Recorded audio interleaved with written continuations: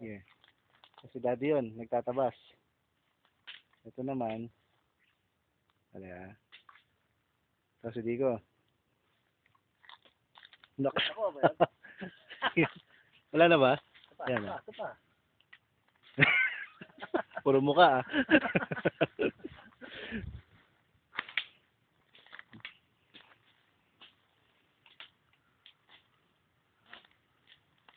Yan ko, anong puno yan? Yan yata atis, no?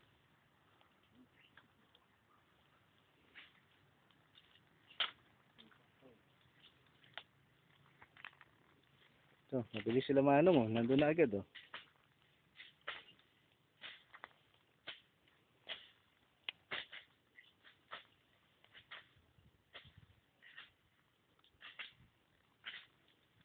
Yan, dito kami kakain mamaya. Pwede na yan.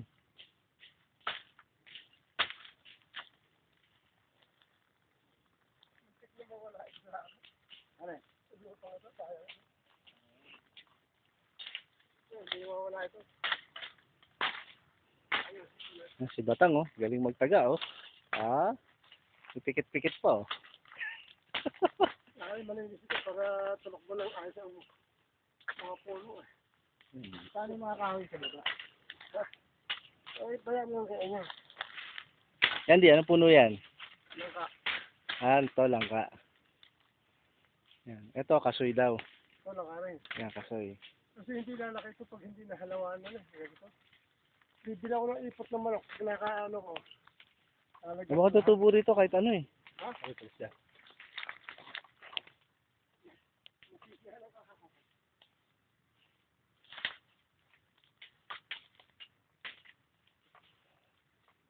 Tapos na.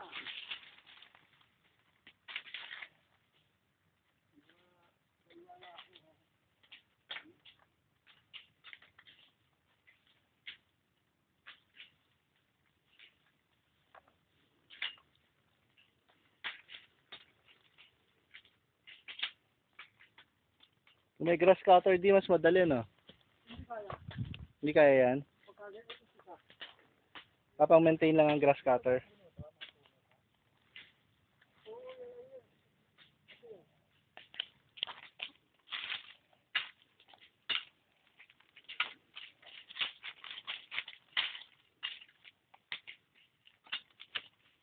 Yan di, mangga. Anong mangga yan di? Ito.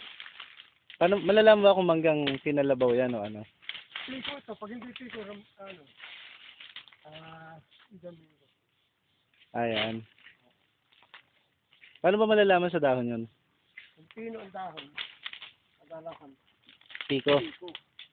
Pag malalaki ang dahon, yan ang kalabaw. Nasaan? Yung malaking puno. Ito. Ito pala, manggang kinalabaw daw. Yan, malaki puno, malaki dahon. Malaking dahon. Uy, ito, may saging di oh. Bumunga oh. Asan? Ayan oh. May bunga ba? Ayan, puso oh. Baka natin yan. Bapakurin muna ito. Bago mag-ano.